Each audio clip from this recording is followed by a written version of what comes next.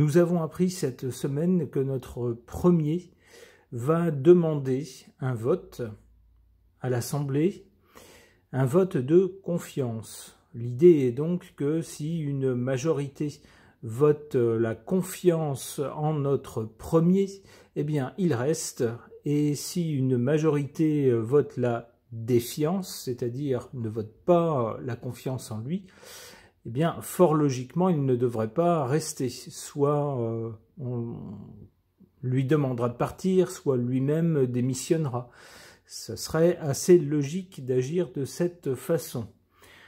Et suite à cette annonce, eh bien, les partis complètement à droite et les partis à gauche ont annoncé qu'ils ne voteraient pas, eux, la confiance. Alors il semble que donc désormais ça soit plié pour notre premier. Le pauvre semble avoir eu une bien mauvaise idée. Tout le monde semble dire que de toute façon, voilà, il ne passera pas ce vote. La défiance l'emportera. Alors la question maintenant, c'est qu'est-ce qui va se passer après, une fois qu'il sera parti? Je n'en sais fichtre rien et je vais interroger les cartes à ce sujet pour voir ce qu'elles suggèrent. J'interroge le tarot ancien de Fil Voyance.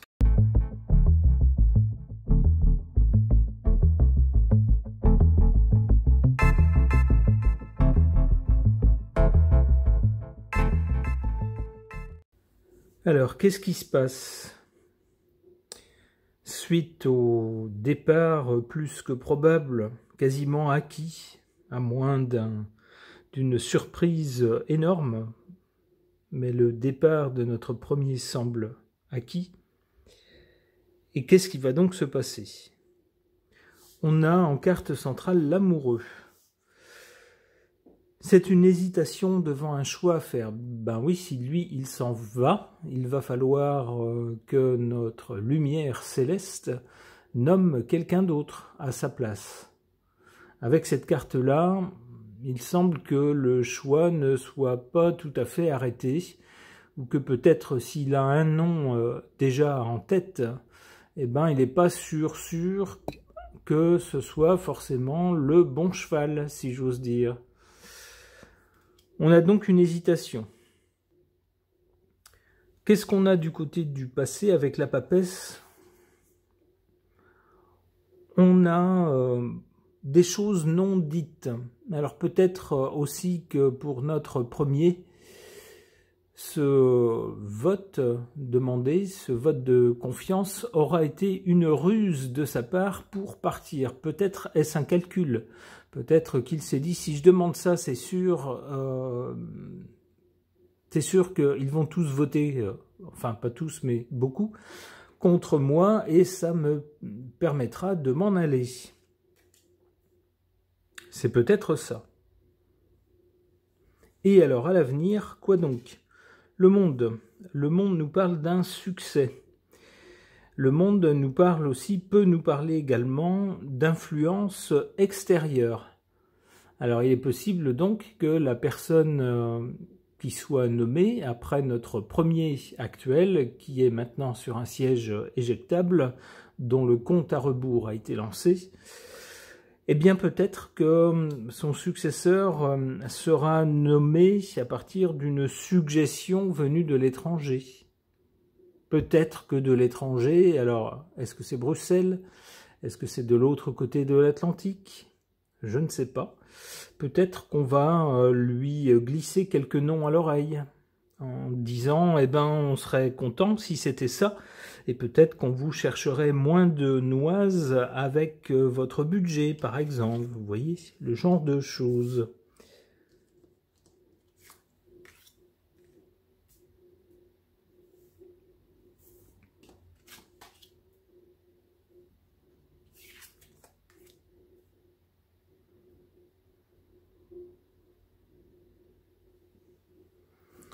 En carte faible, cette carte sans nom, l'arcane sans nom, eh bien c'est bien dommage. Normalement, cette carte représente la fin de quelque chose, la fin définitive. Une fin assez brusque et en tout cas définitive. Ce qui est après est complètement différent de ce qui est avant. Alors, Dans ce cas-là, si cette carte était sortie en position centrale, par exemple, on aurait pu dire ah ben avec son successeur, ça va marquer une ère complètement différente. On va changer de politique, les choses vont être menées complètement différemment. Il y a du changement dans l'air. Ce qui sera après sera complètement différent de ce qui s'est passé avant. Mais sauf que là, la carte est en position faible. Il semble qu'on ne va pas réussir, malgré le fait de nommer quelqu'un d'autre, de passer à quelqu'un d'autre, eh bien on n'arrive pas à tourner la page sur ce qui n'allait pas dans le passé et qui a mené à la situation actuelle. On ne va pas réussir, en tout cas sur le présent, sur le temps court, on ne va pas réussir vraiment à passer à autre chose. En carte forte, l'empereur. Oui, ben oui, notre lumière céleste l'a déjà dit, en réponse à ceux qui commençaient à dire « Oh ben, ça va être un départ du premier, mais finalement, ce qui est sanctionné, c'est la politique de notre empereur. » Donc, peut-être qu'il va partir lui aussi, parce que finalement, ce qu'on dit lorsqu'on vote la défiance, c'est que c'est tout l'ensemble qui ne va pas. Donc peut-être qu'il va partir. Eh bien, notre empereur a tout de suite remis les pendules à l'heure. Il a été élu pour un mandat complet. Il veut rester le mandat complet, quoi qu'il arrive. Bon, d'accord. Ça, au moins, ça a l'avantage d'être clair. Et puis de faire que notre empereur, lui, va rester. Et le premier sert de fusible.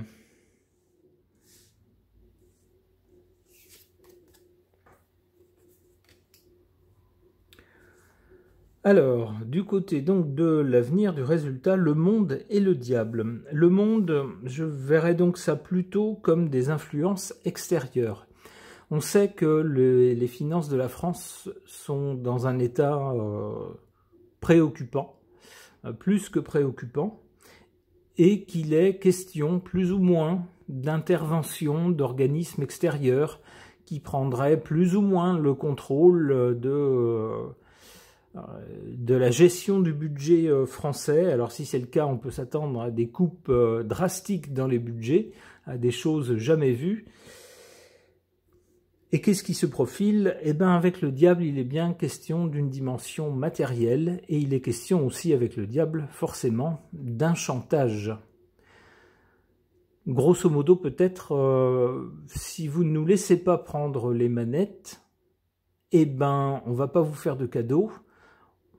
On va, par exemple, ne plus avoir confiance, ne plus investir dans vos entreprises, par exemple, ne plus rien vous passer et vous sanctionner. Et en même temps, si on prend les manettes, eh bien, on ne fera pas tout ça, mais par contre, on va revoir la façon de dépenser l'argent à notre façon. Avec le diable, donc, finalement, on se fait avoir, quelle que soit l'option qu'on choisit. Ça pourrait noter donc une sorte de piège, un chantage. Avec le battleur, il y aura donc quelque chose de nouveau. Il se pourrait donc que peut-être, je dis peut-être, des agents extérieurs, allez, on va le dire gentiment, viennent au secours d'une France dont les finances sont en perdition. Ça, c'est si on veut être gentil. Si on veut être moins gentil, on pourrait dire, ces forces observent la situation en France depuis un moment et attendent savamment et patiemment le moment où ça sera plus possible pour la France de continuer et où eux devront prendre les commandes d'une certaine façon. Alors on a vu ça jadis avec la Grèce par exemple, où des organismes extérieurs, à un moment donné, on dit « stop, ça suffit, le pays est trop mal géré, on prend les commandes ». Eh ben, il y a eu des coupes vraiment dramatiques dans les budgets. Eh bien, c'est peut-être ce qui s'annonce. Et avec le battleur, on aura des choses nouvelles. Alors, dans le pire des cas, ça serait des choses auxquelles nous, on n'aurait même pas pensé, qui vont être sorties d'un chapeau et qui vont nous être imposées. Dans le meilleur des cas, ça pourrait être un renouveau avec des gens qui auraient pris les manettes des budgets et qui diraient bah ça, telle dépense, ça sert à rien, ça plombe les finances et ça sert à rien, donc on arrête, etc., etc., etc. Telle personne, on peut penser à des personnes à des postes importants, oh là là, salaire trop important, donc on coupe dans ce salaire, vous n'êtes pas content, bah tant pis pour vous, vous dégagez. Voilà, on aurait donc, suite à cette intervention, un renouveau avec le battleur. Pourquoi pas? Oula, ça risque de ne durer qu'un temps. Avec la Maison Dieu, on voit cette tour foudroyée. Nos puissants devraient se faire du souci. Eh bien, apparemment, ça va secouer. Dans un premier temps, il y aura des choses de l'ordre du chantage avec le diable ou des promesses d'aide, mais qui ne disent pas ce qu'il va falloir donner en contrepartie. Et ça pourrait être des choses nouvelles, des choses inventives, mais qui ne vont pas plaire du tout avec la Maison Dieu. Avec la Maison Dieu, quelque chose va vers un événement assez violent, assez brutal. Avec la tour, on peut penser que c'est plutôt ceux qui nous gouvernent, les gens qui sont en haut, plutôt que le peuple qui risque de se faire secouer comme un prunier. Bon, eh bien on verra bien. Ok. Pour tenter de voir ce que les cartes suggèrent de la période qui va suivre le probable départ de notre premier actuel, qui imprudemment, ou peut-être par calcul, a demandé un vote de confiance auquel plusieurs partis importants ont déjà dit qu'ils ne voteraient pas la confiance. J'interroge donc à ce sujet, au sujet de ce qui va suivre, mon oracle rond.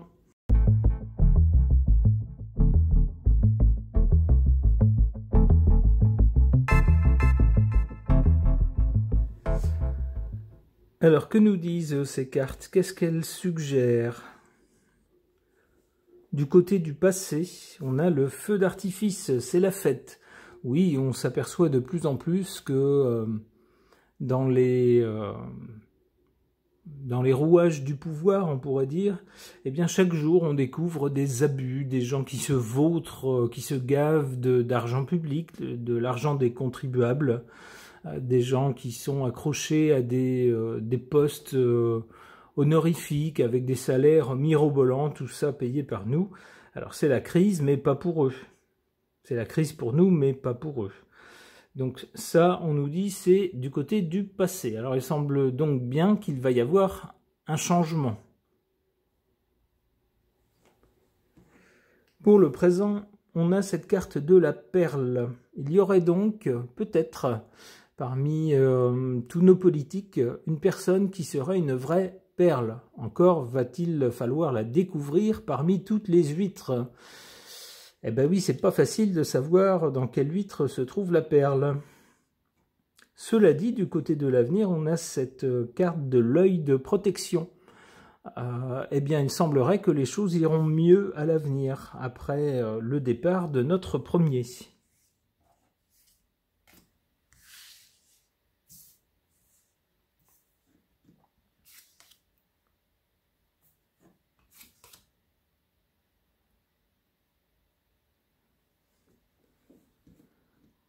En négatif, il semblerait ici sur la verticale du présent que on ne peut pas tomber plus bas que là où on est tombé actuellement, semble-t-il, puisqu'on a cette carte d'un point dans les ténèbres, si vous voulez. Alors en même temps, c'est dans les ténèbres qu'on voit l'étoile qui peut nous guider. Donc il semble qu'il fallait tomber au plus bas pour pouvoir voir parmi tous ceux qui nous gouvernent, et dont beaucoup semblent d'une honnêteté toute relative, on le découvre souvent dans les faits divers qui les concernent, et bien parmi eux il y aurait une perle. Et c'est au moment où tout va mal, où les choses sont vraiment ne vont pas bien, qu'on voit, que se distingue la personne qui sort du lot. En carte positive, on a cette carte du yin-yang. Cette carte semble nous dire qu'il n'y a jamais une chose sans son contraire. Il n'y a jamais de désespoir sans espoir. C'est-à-dire que tout n'est pas perdu, que tout ne peut pas être perdu. Qu'il y a forcément, pour chaque chose mauvaise, il y a des ressources ou des choses positives qui permettent de redresser la barre.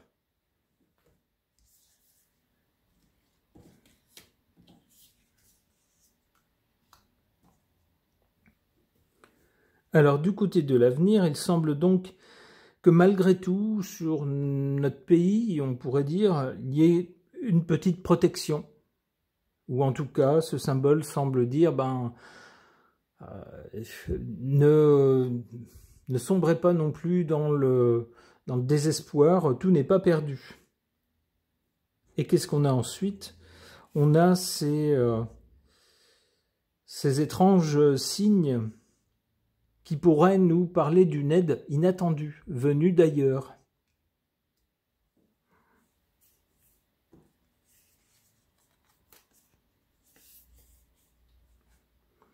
Alors ici, on a cette carte du café. Alors un café, c'est quelque chose de la vie de tous les jours, a priori avec très peu de valeur. Mais qu'est-ce qu'on voit dans ce café? On voit un dessin magnifique qui a été fait et qui donc transforme quelque chose de banal, quelque chose du quotidien, quelque chose de sans trop de valeur, en presque une œuvre d'art, très jolie. Eh bien, ça pourrait nous dire que notre quotidien va s'améliorer, qu'on saura trouver dans de petites choses, eh bien, ma foi, des raisons de se réjouir. Alors, ce tirage est beaucoup plus positif que le précédent. J'ose espérer que les choses iront dans ce sens après le départ de notre premier. Ce tirage est maintenant terminé. Merci de l'avoir suivi.